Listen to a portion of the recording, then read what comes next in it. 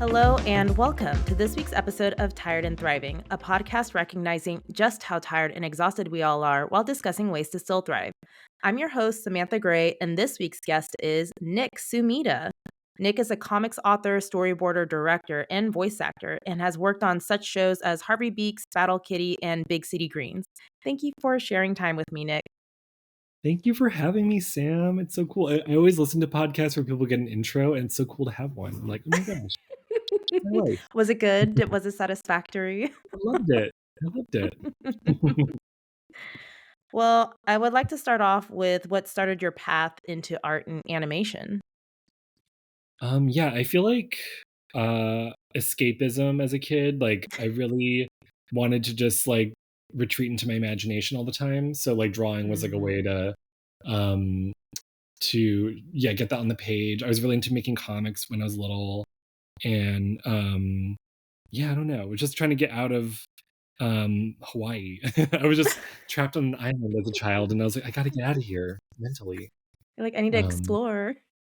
yeah, I don't know. I love Hawaii, but it did feel really small by the time I was like in elementary school, and yeah, like drawing. I think when I started drawing like fan art of Captain Planet when I was younger, and Oh like my gosh. whatever anime I could find a Blockbuster, and so like that was sort of where it started, I guess. That's so interesting that you, as an elementary school kid, already was like, Hawaii's just too small for me. I think, well, yeah, it was like part of me was like, honestly, like, being a gay little boy, and getting, Mm, teased a lot at school. I was like, you know what? These guys suck. And I'm going to be in my head now. I'm going to watch Sailor Moon. I'm going to draw myself as a Sailor Scout. I'm going to escape to this other world. oh That's my sort of gosh. definitely where it started in the beginning, was like creating another place where I could be chill. And then I made Yeah. friends, and we all made comics together, and it was really fun. But yeah, in the beginning it was really like a way to retreat, I think. Oh, that's so cute that you and your friends. It's always nice when you can find the friends that are like also into comics and into your interest, and you're like, yes.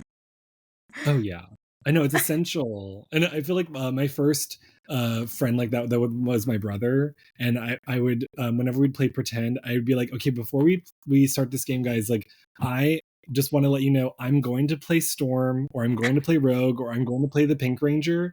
And I'd be like, and my brother Maddie, he's my younger brother by 2 years, I'd be like, he has my back, and he's gonna we're not playing this game unless you guys agree to that. So he was always in my corner, like, thank you, Maddie. Oh, that's so cute. Yeah, thanks, Maddie. That's a true sibling. I know, thank you. Ride or die. Well, so then, after high school, did you go to college for art? Like, did you even know you wanted to go into comics or animation in high school, or when did you figure that out? Yeah, I think I didn't really think of comics and animation as a career then. When I was in high school, I wrote plays, so I was like into Oh. writing. I wanted to be a screenwriter, and so I would write comedies when I was like a junior and senior in high school, Mhm. and I'd post them on my Zanga and like my lab journal. So that was like the beginning for me. I was like, I got in with writing, I think, and while I was doing that, I was still drawing like fan art of like Buffy or like The Matrix or whatever. Mhm. But I didn't really know that was a career you could pursue and make a living from. So um, when I graduated, I took a year of like just going to University of Hawaii and getting my like basic credits down while I figured out what I wanted to do. And Mm. I think I thought I wanted to become a screenwriter. But then I realized, oh, you have to like work with all these people, and I'm really bad at communicating things to a bunch of people. So I thought, oh, I'll just become a cartoonist, because then I can just be by myself and make everything on my own. Mm. um, which was also foolhardy, because it's like that's not really how it works, anyway. But that was like my thinking, and yeah. Then I went to School of Visual Arts in New York for sequential narrative for, Oh. and I graduated in 2009. Yeah.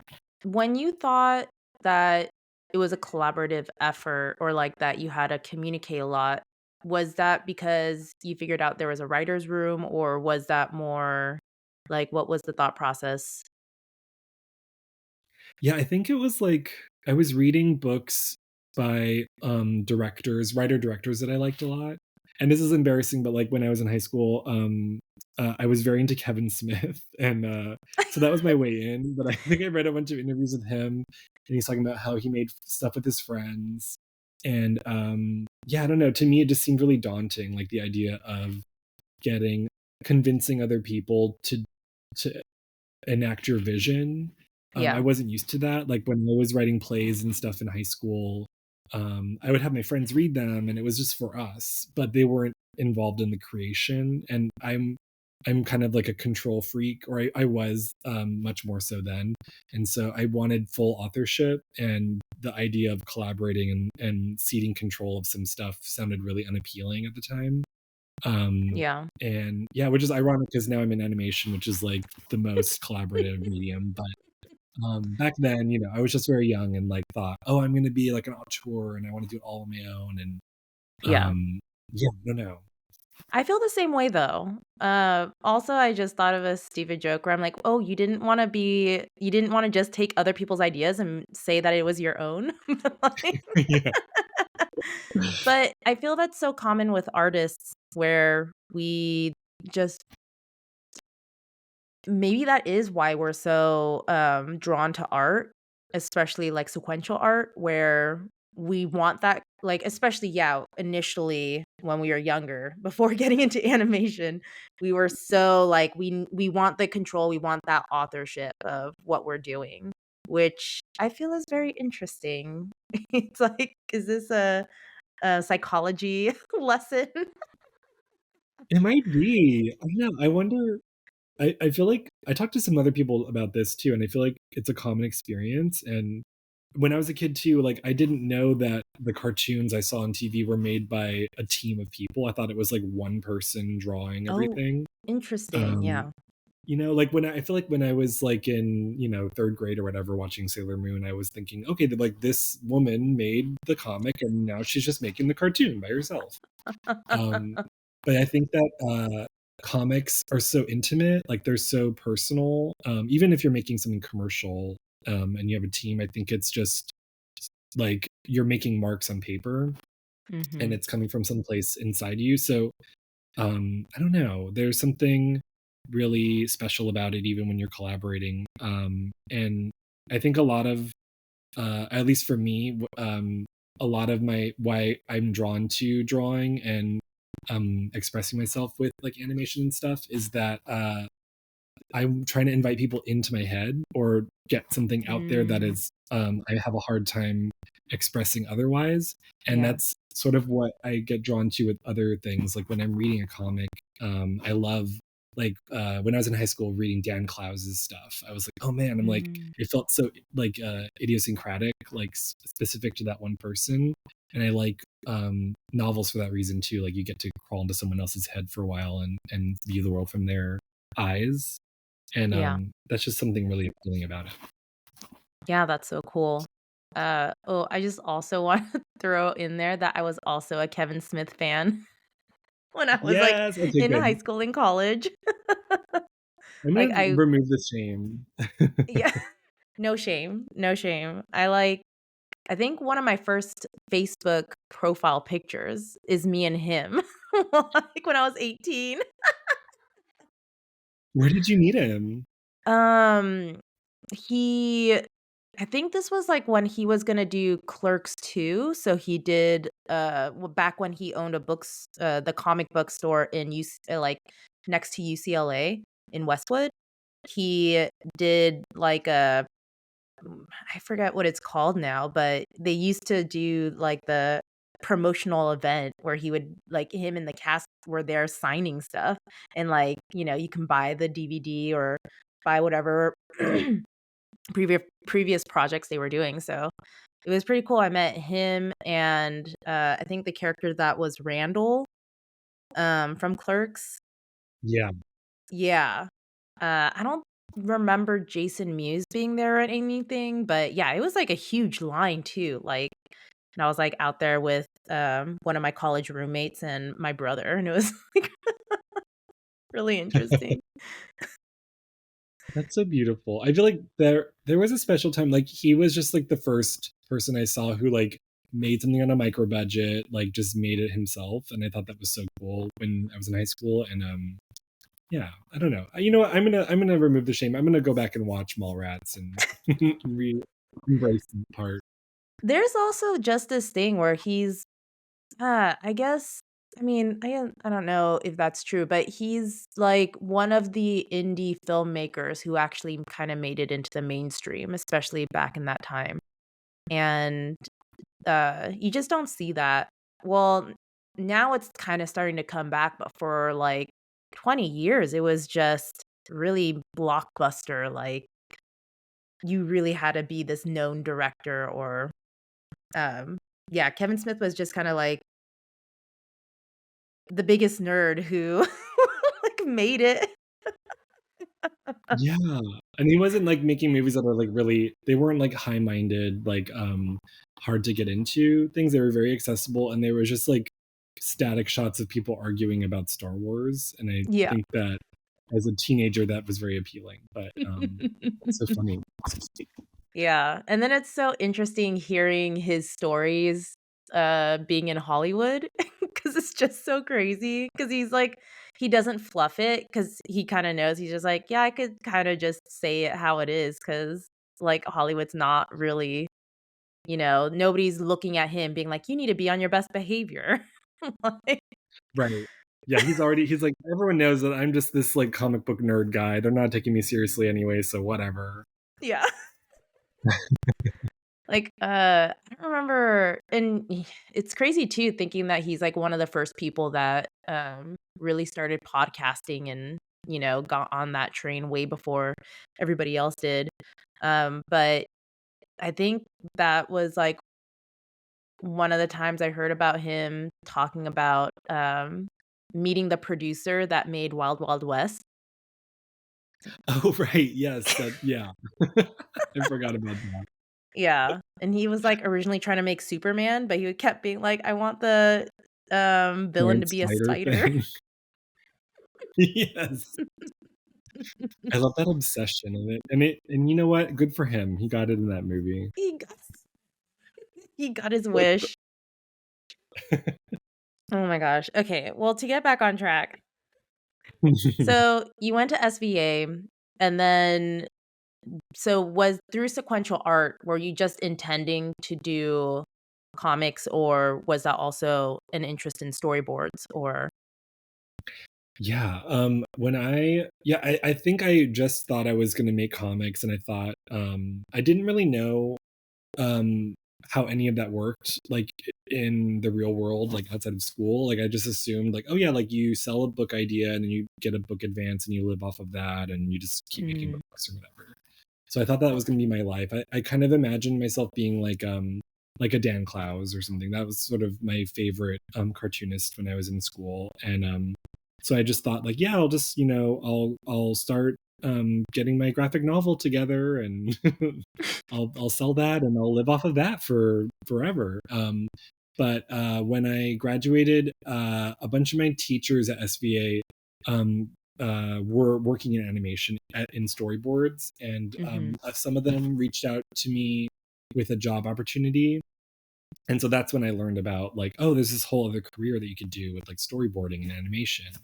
And yeah, I think it was like uh, the summer I graduated, I started working at Augenblick in Dumbo, doing storyboards for this adult animated show called Ugly Americans on Comedy Central.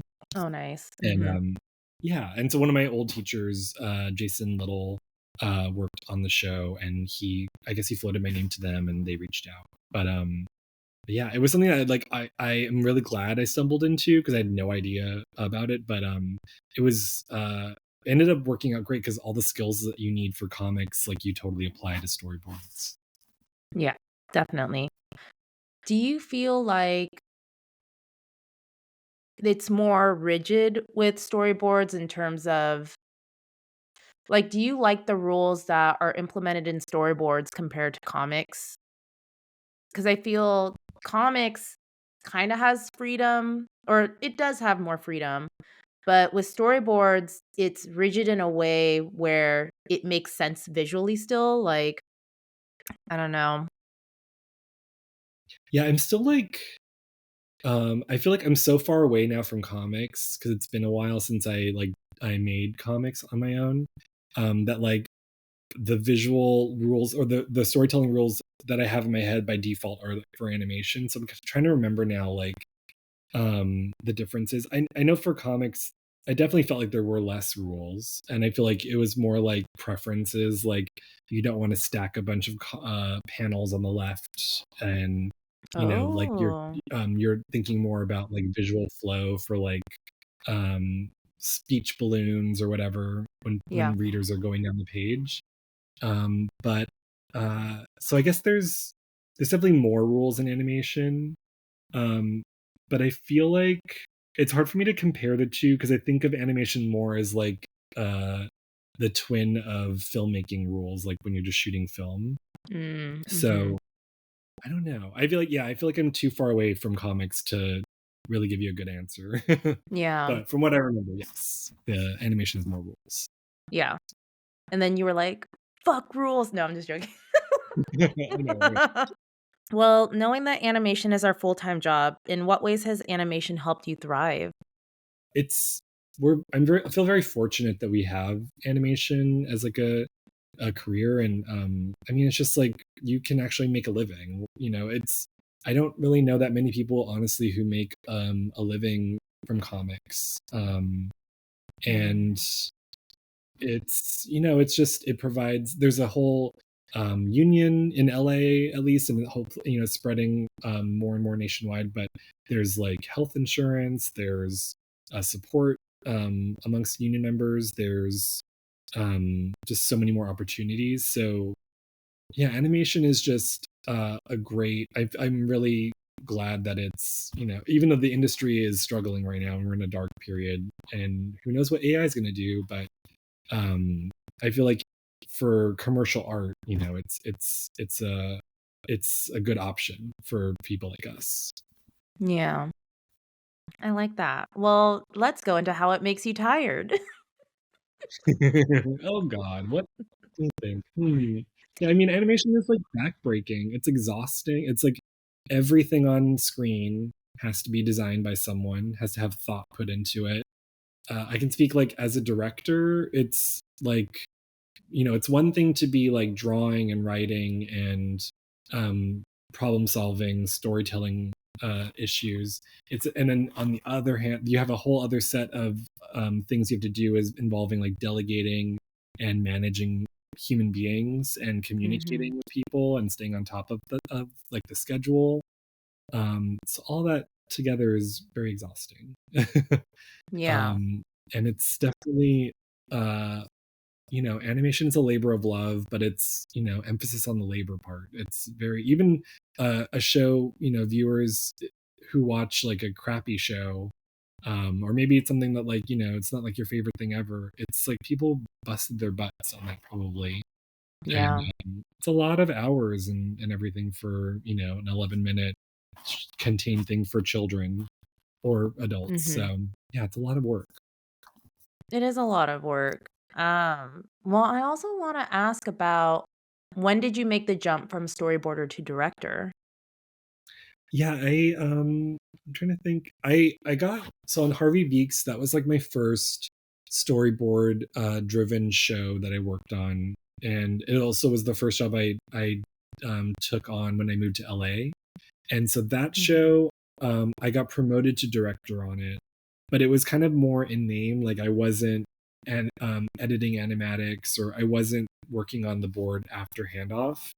Mhm. Um, so the first job that I actually like really was directing was the show that you and I worked on together, the for Netflix. But so yeah, that was like the first one where I was like, oh, I'm like revising things. I'm like working with revisionists. Oh, okay. Yeah, okay, this is the part. And then before that, I had a project in development at Nickelodeon for a few years where I was doing it all on Oh. my own, and so, and I was also working in the animatics there. So that one I was learning the skills, but I wasn't on like a production timeline. It was like, you know, working on it for years and years. So Yeah. I didn't really feel like the full heat of like, hey, you have 5 weeks to get this episode together until we worked on that show. Mm-hmm. And I feel like it was mostly just an evolution of like being on a production where they needed someone to direct, and I happened to be there. Um, Mm. yeah, that was sort of like the first time I like understood like what the responsibilities of directing were.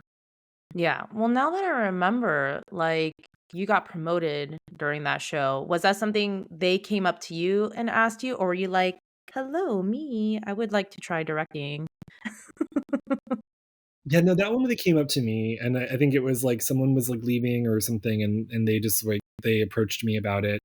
Um, and yeah, that was something I had thought about directing, but I was still I felt really green still at the time. Mhm. Like I think that that was really only the second storyboard driven, or yeah, I guess it was board driven. That was only the second show that I'd worked on out here in LA. Oh, wow. Aside, and then I don't really count like my development project as a thing because that was so amorphous and I was the one in charge. So that was like the second one, and I really felt like I had to prove myself. And Mm. um, you know, I always thought like, oh yeah, one day I'll direct, or one day I would love to do, you know, be a showrunner. I just didn't think that I was ready at the time. But I was like, well, Yeah. I'm gonna do it because the opportunity's here. Yeah. Well, as somebody who, because I was a revisionist on that show, and it felt like you handled it seamlessly, and I thought you were such a great director, so Oh, good, yay. I look back and there were so many times where I was so stressed out, because we also, like, we had such a short timeline for everything, and I Oh, mean, yeah. yeah, the schedule was insane, It but was a I mess. remember, it was like one of yeah, it was a lot. But I remember it was like, the crew was so wonderful. Like I love everyone on the show, on that crew Mhm. still. And we all were working in that shared room together. It was like me and the other director and the revisionist and everyone. And I Yeah. remember there were so many times where I would just sigh really loud because I was so stressed out, or I was like just stimming or whatever. And I remember people would laugh, and I'd think in my head, "Gosh, I wonder why they're laughing." Well, I'm just going to keep working, plugging away. And looking back, it's like, oh yeah, like I sounded so stressed out all the time. Like I was just on the edge of my seat every day. But I got to bring my dog in, so that was what saved me, I think, every day. Rosie saved all of us, actually. Yeah. He really was like the emotional support for all of us there. Definitely. Uh, well, I think one of the big testaments to your directing style, even though it was your first one, was even though you were so stressed out and the other director was so stressed out, both of you never, like, put it on us, which I think is such a huge thing as a leader to not start what is it? When there's people who, like, start abusing people that are lower than them because they're getting abused from people above them, and, like, you didn't do that, and that was such such a beautiful thing. Like, thank you for not, like, adding to all our Yeah. stresses. Oh, good. I'm glad. I'm glad to hear that. I feel like I've never asked you about like the time there, but I always wondered. Like, I hope that I was not adding to the stress on that show. So I'm glad to hear that you did. No, and it's that thing too where it's like you also were teaching me things, and that was another, I think, big thing for leadership is that if I didn't understand something or if I didn't get it right, you took the time to be like, or if I had a question about especially perspective and stuff at that time was really hard for me and I just didn't understand what you were supposed to do in boards for that, and like you and Nisa would take the time, you know? Yeah. Oh my God. Yeah. Nisa taught me a lot, honestly. Like, 'cause Oh, she had so much more experience too. She's so good. Yeah, I think that was also the show where I think one of the other revisionists, I think it was Susan, like showed us there was like like a thing in Toon Boom where you can do like a snap to grid for like perspective. Yeah, yeah, yeah. And I was like, "What?" Like, I remember thinking, like, I just saw, like, so many hours and days, like, lost that I was like, "Oh, I could have just turned this on, and, like, my life would have been I could have seen people, I could have gone outside." You're like, "I could have enjoyed the sunlight," like, that's so Yeah. funny. You're God. like, "I could have kissed Rosie so much more if I knew about this." I know. Oh my god, yeah. She'd be like, "Leave me alone." And one of my favorite things about Rosie are, like, I have this photo where, I'm holding her, and, now phones do the burst. So, you it'll catch, like, a few seconds rather than just a still photo, and, like, in the burst, she popped in my arms. Like, she, like, threw herself in my arms, so she, like, popped out of my arms for a bit, but I, like, caught her, and it's, like, in the photo, and you could see it. It looks so funny. I love that. She had more energy then too. She I will say Yeah. she's entered her middle-aged years, but she loved coming into work every day. She loved sleeping on your lap, sleep on Megan's lap. Like, Megan would have her elbow, like, in, like, a little hook for Rosie's chin while she was drawing. I was, like, so impressed every day, but, no, That's she so loved seeing cute. you guys every day. And then I'm like, "Let's just talk about Rosie." I know, Rosie cast, she would love Well, is there anything you do from time to time to treat yourself for reaching a deadline or something similar? I know, I'm trying to think of, like, rewards. Well, I have, like, a snack drawer next to my computer. I don't do I when I don't know if you stress eat, but I for sure stress snack when I'm under, Yes. like, a crunch, and, Yes. so, yeah, like, I have gummy bears and stuff. I have to really hide them now because I can't we're trying to model for our son that, snacks are for special times, and I don't ever wanna see if he saw how much I shovel into my mouth, in my office when I'm completing something, he'd be appalled, but, um, yeah, I think I have an unhealthy, food reward system, and, yeah, I do frequent walks now, like, Mm. when I get through, like, a chunk of stuff that I feel like it's okay for me to get up and walk away, I, like, go on a nice walk and listen to, like, audiobooks or something. Yeah. Yeah, I feel like that's, like, the thing my loop I do. Yeah. I mean, also just what do you do when you have like when you come upon a wall in work or have a problem? Is that something where you just take time, like stop and take time away from the computer, or is that even hard to do when you're in a crunch? Yeah, that's it's something where, the speed, like, the tight deadlines with production and stuff, it's I feel like I've gotten conditioned to um, walk away from something or like drop something really quickly if it's like if it's not how should I phrase that? Well, it's like if I hit a wall and I'm boarding something or directing something and it's not the solution's not coming right away. I know that like if I take a walk or if I shower or or wash dishes, my brain will start processing it and I'll get an idea. Mm, And I feel like that happens.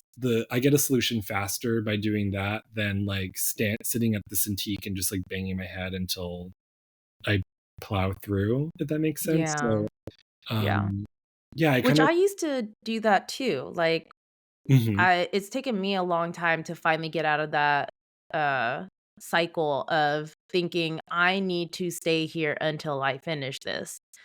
And then I'm still like procrastinating. But Yeah, yeah. And then you like it's one of those finally get it things. done. Sorry, what?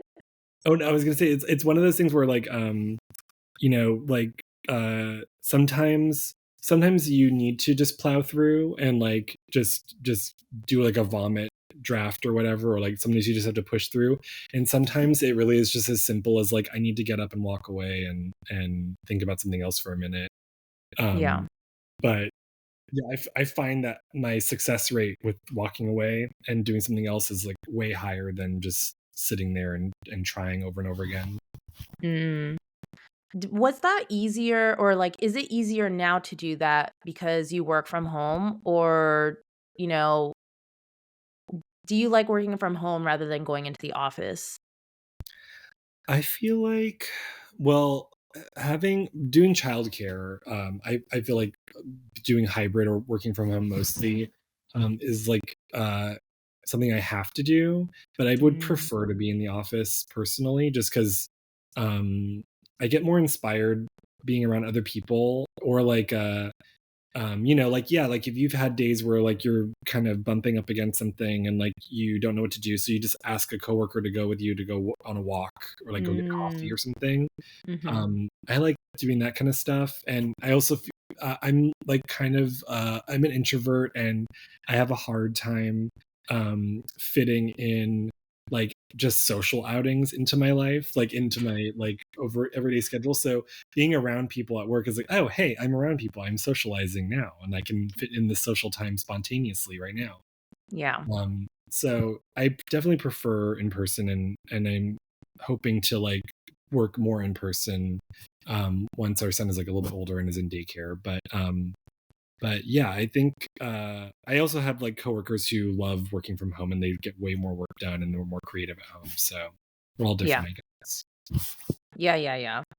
I totally feel like I need the hybrid system where there's some days I can really work in studio, but then other days I'm like, if it's a very unfocused day, it's good to get up, like do chores and get stuff done rather than just sitting in front of Totally. the work computer or something, being like, I'm wasting time.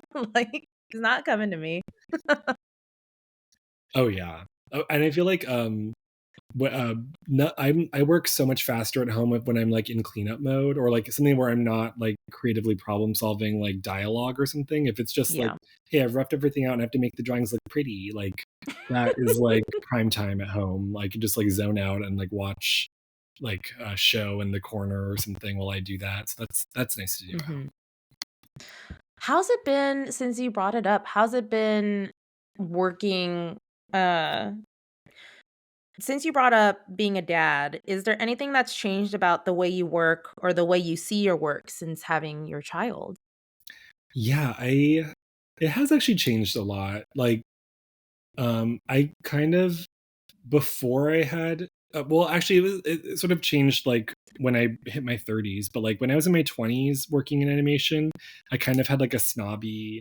I wasn't working primarily adult animation, and I had this kind of like snobby idea when I was like 25 of like, oh, I wouldn't want to work in like a dumb kid show. Like I want to work in like a edgy, like cool, Oh my Adult gosh. Swim world or whatever. I was so like that guy, like thinking like, oh yeah, I'm going to be like pushing the boundaries or whatever. Yeah. Um, and yeah, like it's so stupid, but yeah, seeing what Oscar responds to has been really cool, and like seeing like how he learns things, and like what kind of things catch his eye, or like catch his interest, like music Mm. or like singing, and it's just really cool to see. It's like very pure, and it's kind of stomped out a lot of the cynicism that I've had in my 20s. And I have a much more like I have a bigger appreciation for all forms of animation now, because I just see it as like this magical um medium that is, you could do so much with it, and seeing like how it delights toddlers is like so cool. Mm. Like they're just like these little tiny little meat things that are growing every day, and he loves seeing Elmo dance, and that's, it's so beautiful. And we also we let him watch a movie for the first time like a couple weeks ago, and it was Ponyo, that Ghibli movie, which I love Ghibli. But Ponyo, I have to say, is like I always sort of treated it in my mind as like a lesser like Ghibli, Yeah. and I was always very visually stunning, and like the art direction is incredible. But I always thought of it as sort of like a forgettable Ghibli product. But watching it with him, he was like so blown away by like every moment to moment, visual invention on screen. It really opened my eyes to like, oh my god, like this is actually like this thing I discounted is incredible. Like there's so much Mm. invention and genius going on. So I kind of look at everything animated now through that lens of like, You know, if you're looking at through Oscar's eyes, like, oh, he's never seen anything like this before. This is incredible, you know? Oh my gosh. That's so amazing. Yeah, it's interesting that you brought up Ponyo too because, like, it is a kids movie. And so, if you're watching it among adults, I'm always just like, "This is not for me," because 'cause we've seen Nausicaa or, like, Princess Mononoke. Those are so adult themed that, but then it still appealed to children, like, I saw Nausicaa when I was, like, a kid, and I still loved it, even though I didn't completely understand it, but it was so visually interesting, but then Ponyo is such a kids movie, and it was, like, when they made the museum and everything, it was definitely also I felt like during that time when they made Ponyo there was just a shift at Studio Ghibli where they were like, "We're just gonna really focus on kids right now," before, like, Hayao Miyazaki retired in one of his first 3 times, like, Yeah. his early Yeah, retirement. I feel like, I don't remember I don't really know that much about, like, yeah, the studio, like, where they were at the time. Were they making that theme park while they were making Ponyo?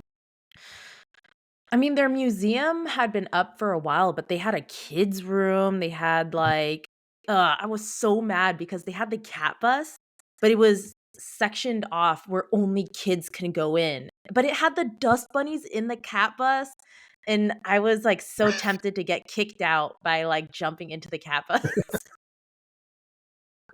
I get to see, like, the headline, like, "A crazy American gets, like, booted out of the museum." Yeah, I was, like, jealous of that too when I went there. I was like, "Why are all the kids getting to, like, just crawl over this thing?" Yeah, watching it now makes me wanna kinda go back and watch all of the Ghibli movies again, now that I'm not, like, a, nihilistic asshole, but, yeah, it's like there's something, it's definitely, like it's very, like, kid logic when you're watching it, and so there are things about it that are not immersive to me in the way that, like, Princess Mononoke or Nausicaa are, for instance, but, Mm, there's something so cool about how, they just, like, throw out all these narrative rules that we think are, like, you know, etched in stone in it, like, you know, like, oh, the parents have to be modeling good behavior for children. Like, the mom in that is, like, insane. I love it. Like, she's, like, driving her, like, young child through a hurricane or whatever, yeah. or, like, leaving him at home by himself while she's, like there's, like, a blackout on the island. And it's, like, totally, like, kids buy it because that is, you know, the kid logic is following in that. But, I love how it just takes you on a ride, and it's, like, so thought out and fleshed out, but not in, like, a, way that's inhibiting the creativity. It's just sort of following whatever, I guess, you know, the director or the animation team wants to draw. Yeah. But I think it's really liberating to watch, like, um yeah, it makes me wanna go back and watch all of them, and I bet there's a bunch of, like, gems you can get from all of them. Oh, for sure, for sure. It's also interesting because it's like, you know, American animation is so,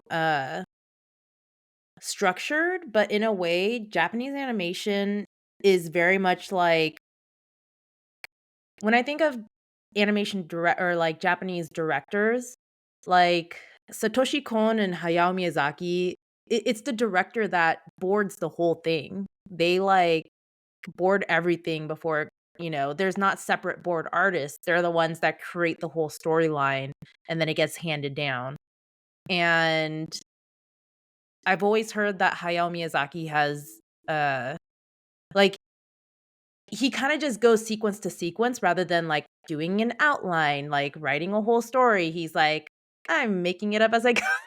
Like, it, like, flows, which I remember hearing from a friend, they were like, "I don't like that about his story style," and I never thought about it until then, but, like, now it makes sense. I know, I think that's what's so cool about him, or that's what's, like, what's so enduring about all the visions he's created, like, on screen is that, Mm, he's just coming from a place of, like, mystery or, like, subconscious, and he's just sort of following it, and it's something really compelling about that. But Yeah. there's that. Did you see the documentary, The Kingdom of God, what the hell is it called? Kingdom of I'm gonna look it up. Kingdom of Dreams and Madness. Is that the one that all the memes come out of Yeah, with probably. him? Yeah. Where he's like very like, I wish I was dead or something. But Yeah, and he's, like, smoking, but, like, looking like he wants to, just give up. So distressed. I know. He is like he's the mascot of Tired and Thriving, I feel like. But he's like the poster child. But no, there's a yeah, I think that's the one, but it's like follows the making of Princess Kaguya with that director Isao, I forget his last name. It's like that, and then whatever Ghibli movie Miyazaki was directing at the time. I think it um they show boards from Princess Mononoke in it, but they had, if I remember correctly, there's like a segment where they talk about the storyboarding process that he does, and he like brought up this like portfolio with like a watercolor storyboards that he did for Princess Mononoke, and there's no words, it's just like the visuals.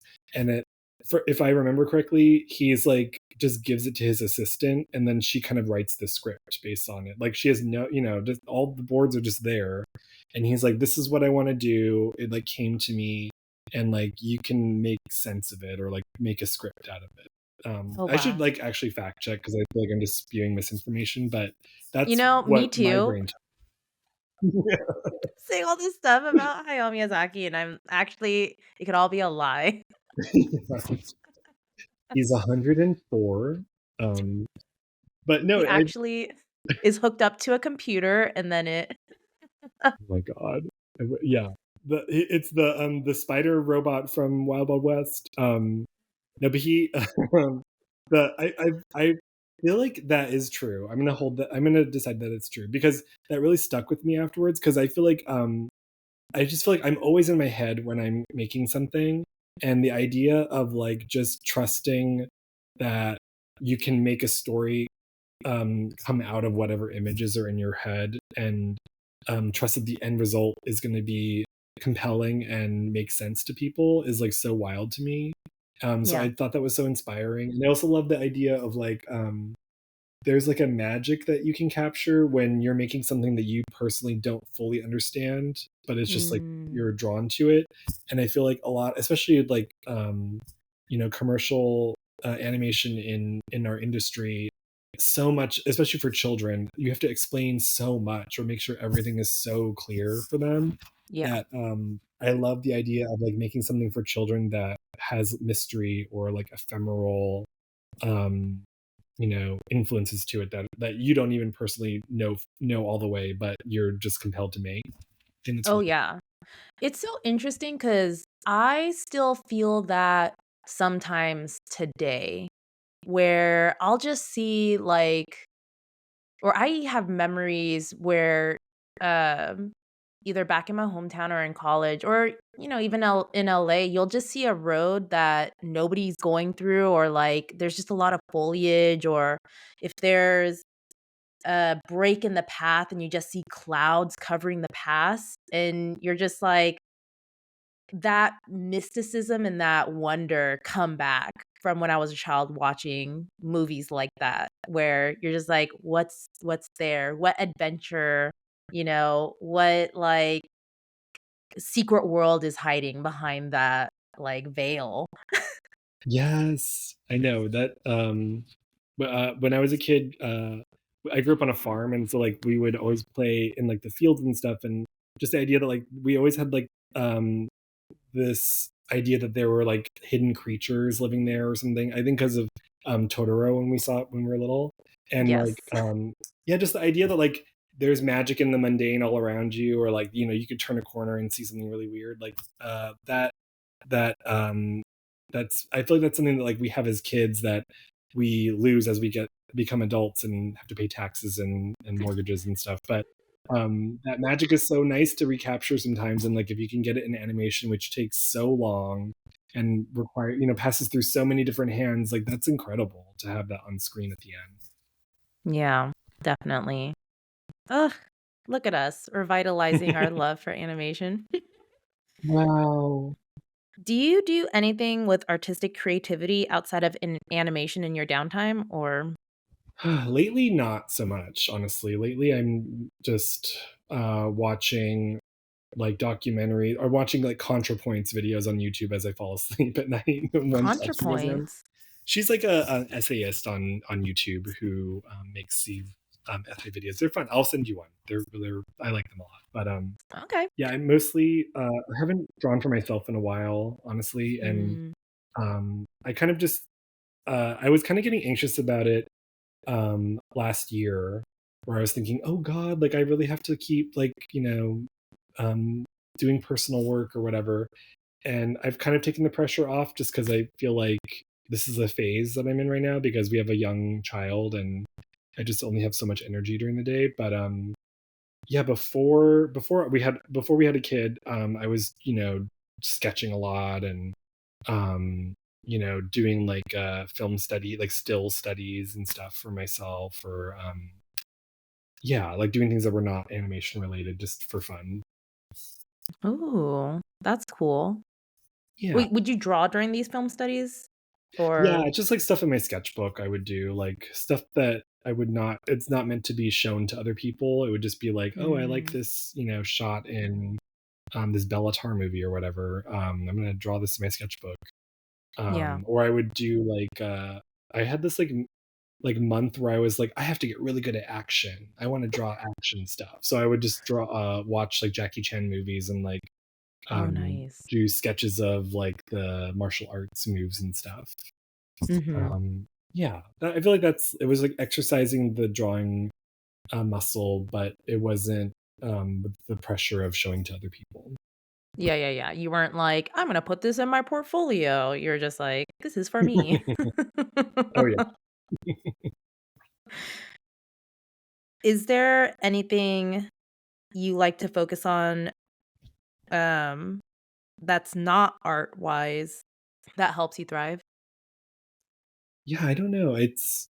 Um I was actually just talking about this the other day with Travis because I was like, I need a hobby that's not art related. Um, and but I feel like everything in a way is art related. Like I read books, and that's basically the Mm, same thing. I don't know. mhm. Video games. I like playing video games. I like reading. I like hiking. I don't know. I sound so boring now, but I don't know. It's like I like all the fun stuff, all the entertainment stuff. Yeah, yeah. I mean, but those are good things. It's like, maybe those are what everybody's like, a lot of people are drawn to, but it's drawn to you for a reason, right? Yeah. Yeah. Yeah, I don't know. What's I feel like I feel like there's a lot of people in animation who have like like they do like jujitsu or like ceramics mm, or like they're into climbing. Like I feel like so many people are into rock climbing and stuff. yeah. And I feel like all those things are amazing and um it's all just kind of feeding uh what we need as humans to like be inspired. And for some reason my brain is just into playing Spider-Man games and just going on a light hike and then sitting down or like reading a book. So I don't know, I'm just kind of more of an indoor kid. So has Spider-Man been, like, the main game you've been playing, or what other games have you been really interested in? No, so yeah, the last game that I played that I was super into was Alan Wake 2. Oh, what? Have you seen that game? It's like a horror survival horror game. Okay, that's why I haven't heard of it. Yeah, I was gonna say it's a little scary. But no, that one it's very like Twin Peaksy, and I love Twin Peaks, so it's like that was a Yeah. vibe I was really into. But it's hard to find time honestly to play video games. It's like mostly a thing where when Oscar goes down for bed at 7, from 7 until I fall asleep is like the me time zone. So it Mm, really depends on like if I can stay up till midnight, I have like, 6 or 5 hours to play, but typically I'm like, I'm exhausted and fall asleep by yeah. 9 or whatever. So yeah, video games are like, I'll play Tears of the Kingdom sometimes in bed. But Mm. otherwise it's mostly just me reading before bed. Oh my god. Well, what kind of book? I didn't even ask. You've been talking about reading. I'm like, I'm like, about the video. Sam, I'm a reader. You're asking about read books. um, right now I'm reading Octavia Butler's last book, Parable of the Mm. Talents. I just started it though, but have you ever read her? She's like my favorite author. I keep hearing that, but I finally got into the library and just downloading, or not downloading, but borrowing audiobooks from there. Oh, So nice. I don't have to like buy a book or be an not extrovert, but I'm also a weird introvert where sometimes I'm just like, I don't want to go to a library where there's lots of people. Like, check out a book. So Yeah. the online book thing has been very nice. I know it's like I haven't quite figured out the system because like every book I want to rent from the library, like the audiobook, is always like, oh, there's a hold, like you gotta wait like 7 weeks. Mhm. I'm like, but I won't be into this in 7 weeks. I don't know what I'm Oh my gonna gosh. do. You're like, "I'll be done." Yeah, Like, there's no instant interest anymore. gratification. Well, I recommend it. You should read her books at some point. But she's great. She's was a brilliant writer from Pasadena who made Oh, incredible wow. speculative fiction. But yeah, she my favorite book series from her is the Lilith's Brood series. It's like 3 books, and it starts with the book called Dawn. But What? she's amazing. You'd like it. Okay, cool. Thank you for the book rec. That sounds awesome. Well, in the vein of funsies, is there a random animal fact you can tell me?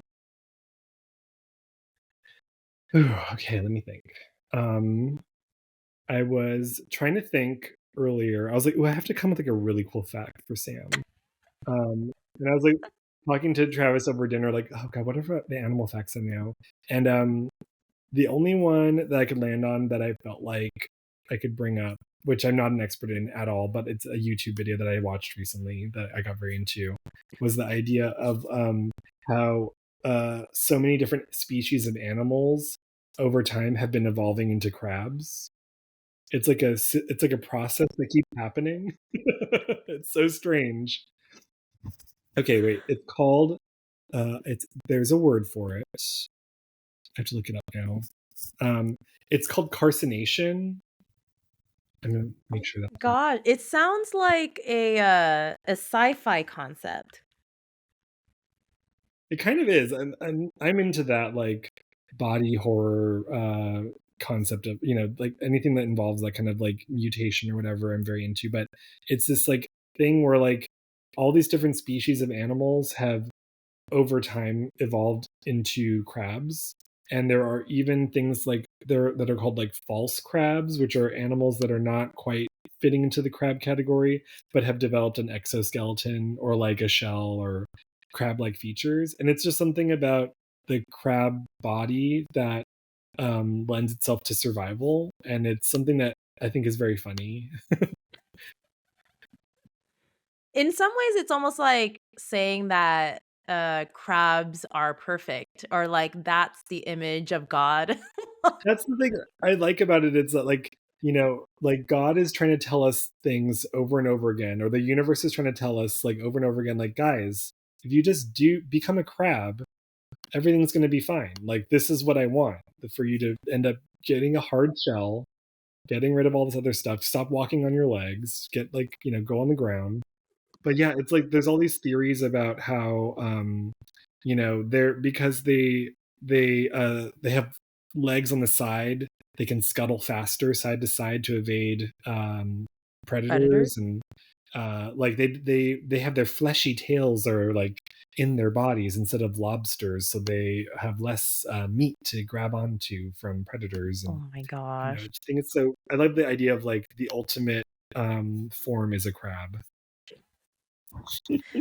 That reminds me, okay, so I'm so sad now because, I was a kid, so I never remembered any of these names, but my mom would always tape the latest Japanese drama, and I feel like the 90s and the very early 2000s was when Japanese dramas were freaking crazy. They like really went off the rails. One of them that I like telling people about is there was this drama where it started off with two guys are about to jump off a building, realize that, like, look across the building and, lock eyes, and then are like, and then they see a girl on this other third building, and the three of them live together. One of them gets a submarine, and they're like these really weird stories. Like, there was this love story where this baker was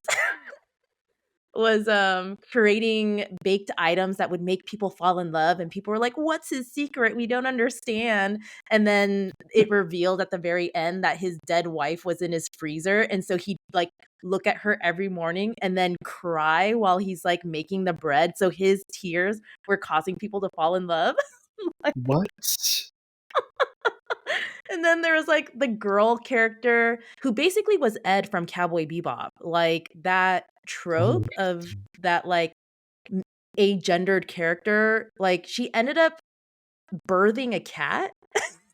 Like, there's like such anyways. what? Yeah, so there was that drama.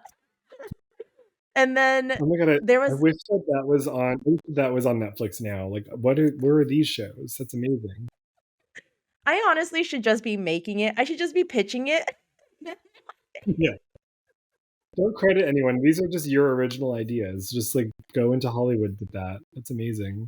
But there was another show, um, I wanna say it was later, so it was, like, a few years later or so where, it was, like, a bunch of this high school class got time traveled to the future, and they were trying to figure out how to go back in time, but in the future, it was, like, desert, and then humans had basically transformed into the crab bodies, but in a very scary looking way where it was, like, this black body with multiple legs, and they're, like, scuttling near the ground type of thing, but they still had kind of a human head, but it was, like, bald.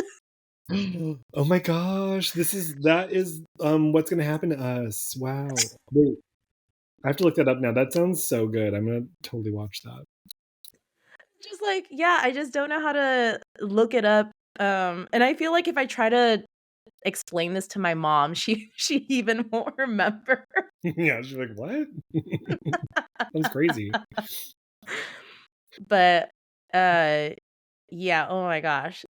And, of course, those, like, the future human weird crab-looking things were also the enemy, They were, like, trying to kill these students. I don't remember, like, I don't know if that was I just remember being terrified of them and thinking that, "Oh, they're the bad guys."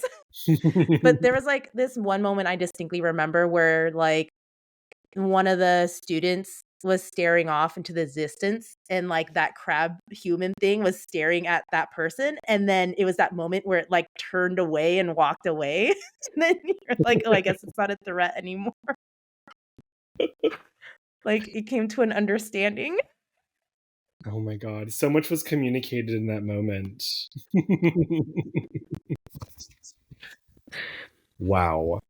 But to think, like, someone in Japan who wrote this, like, probably knows about that term and was like, "Yeah, we're just gonna turn into crab I in feel the like someone future." absolutely read no, this is pre-internet probably. So someone found a book about carcination and then they pitched a show to whatever network gave them money. Oh my gosh.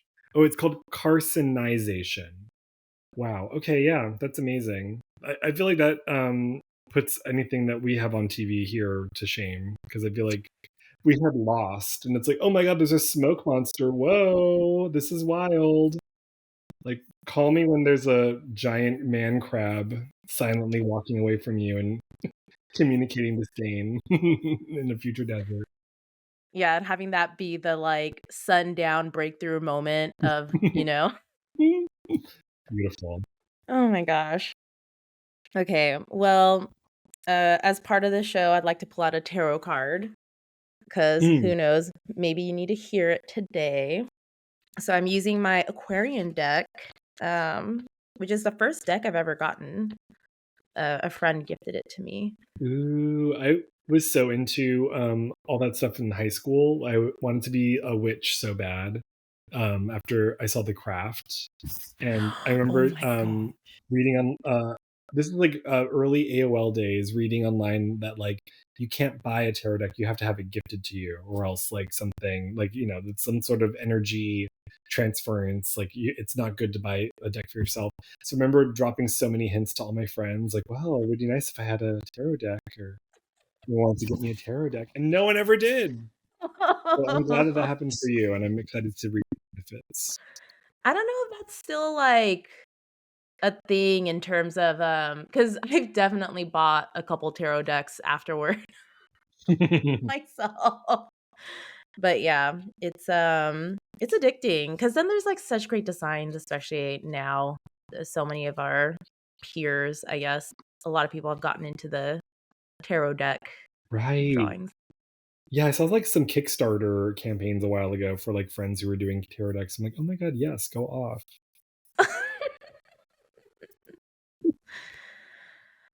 Okay, so I'm gonna start shuffling, and you just tell me when to stop. All right, stop. Oh my gosh. You got the 3 of swords. Whoa. I thought you were gonna pull out you got the gun. Oh my god, I didn't know that was a card.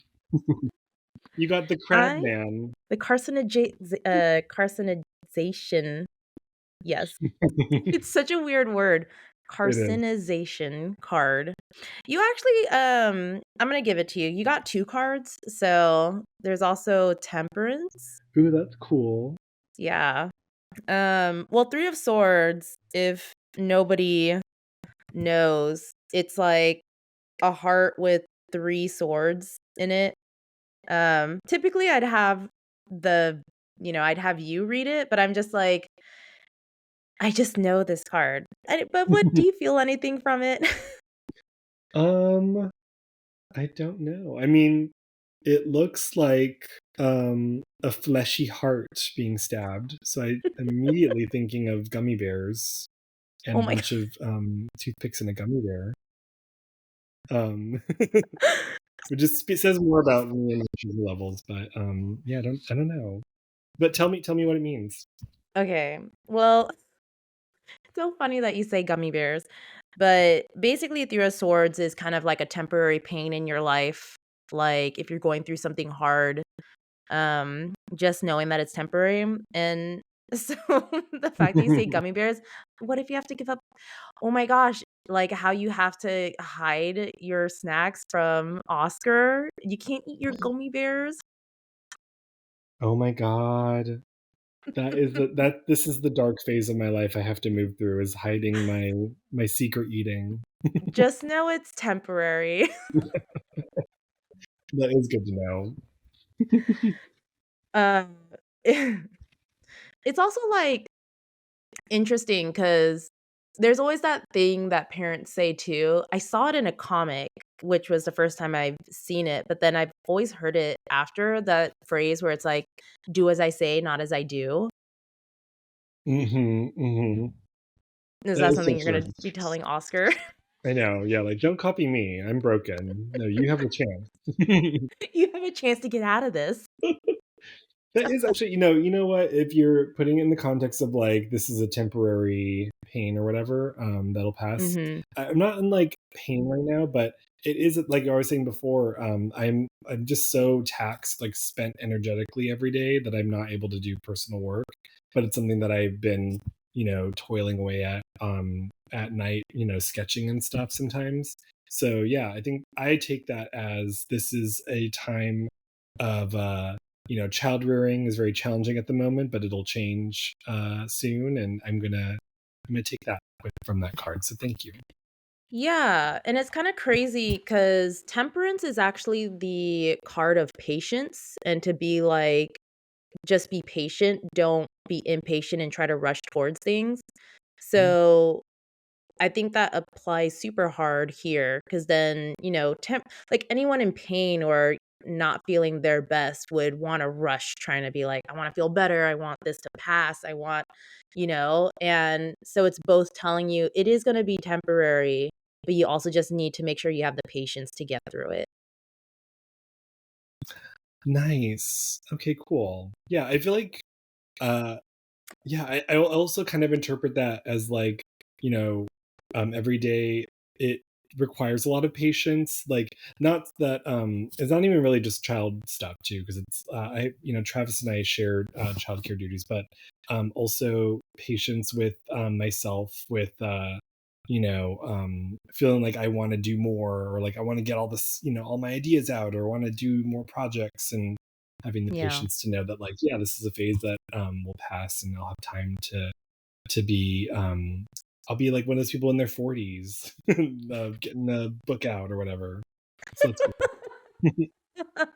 We both will be. Like Yes.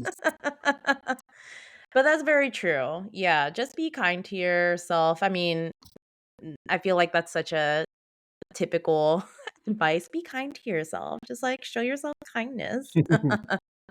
But it's crazy how much we need to be reminded of that. Like, so yeah, just showing yourself that patience and um, that kindness of not trying to force any work out that, or even just being like, why can't I do this? Why do I not have enough time? But it's like, yeah, you'll have it. Just not right now. Yeah, I feel like also that there's like a there'll be moments where I'm really exhausted or something, or like there's a lot of plates being spun at the same time, and I have to remind myself sometimes. Like Travis and I will do this during the day, where like we'll take Oscar to the park, and we'll both be so tired, but like we'll both look at each other like, you know what, this is so cool. Like he's not going to be this Oh, little like forever. Like this is such like a cool moment that we have to like live in the present with and appreciate.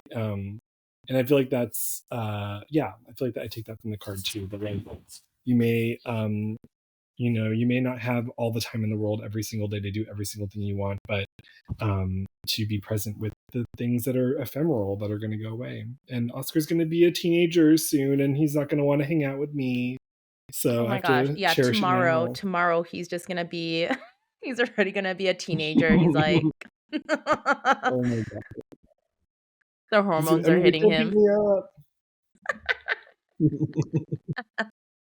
up. Oh, I know. They grow so fast. They It's so really crazy do. seeing like my friends' kids just and like I just saw you. You were stubby handed like, little babies and then suddenly their arms just shoot out and their legs shoot out. I'm just like, what happened? I know, like, why? Why are you growing? What are you doing? Like, why are you vaping now? Why are you vaping, and why are you why are you doing like why are you in some street racing gang on the street doing donuts? Come on. Come on. Oh my gosh. Well, thank you so much, Nick, for being here and talking with me. Is there anything you want to promote about yourself, or is there somewhere you want people to find you? Or if you don't want to, you don't have to. I know, I don't have anything new going on. I mean, I work on my show that I'm working on, Big City Greens on Disney's. We're having new episodes soon, so look out for Ooh. those. There's some that are this season that I directed that I'm very, but other than that, yeah, I don't. If you want to see pictures of my dog, you can go on Instagram. Sometimes I post Rosie fan cam. Oh my gosh. Can I use Rosie as your image for this for this Yes. episode? Oh my god, yes. But you have to give her proper credit because she'll be pissed. Oh no. She's like, I am not Nick. Was it like the Rosalinda? Oh yeah. Oh god, that was some. I had that Instagram account where I spoke through as Rosie's persona. That was probably, no lie, the most creatively fulfilling project I've ever done. Need to go back to that actually. That was wonderful. That was such a beautiful her niece Tyler. Like, I know the whole like cinematic Rosie universe I was so invested in. I loved making those. But I don't know why. I think the pandemic hit and I like forgot the password. So now I don't have access to it anymore. But some of my best work was in that Instagram, I have to say. Oh, Rosalinda Craft Services. That's what it was. Right. 'Cause she works craft services. Miss you, Rosie. Sadly, we are at the end. Thank you so much for tuning in. If you enjoy this podcast, please follow or subscribe. You can also follow Tired and Thriving on Instagram at Tired and Thriving, all one word. There you can reach out, give feedback, or maybe let me know how you've been uniquely thriving.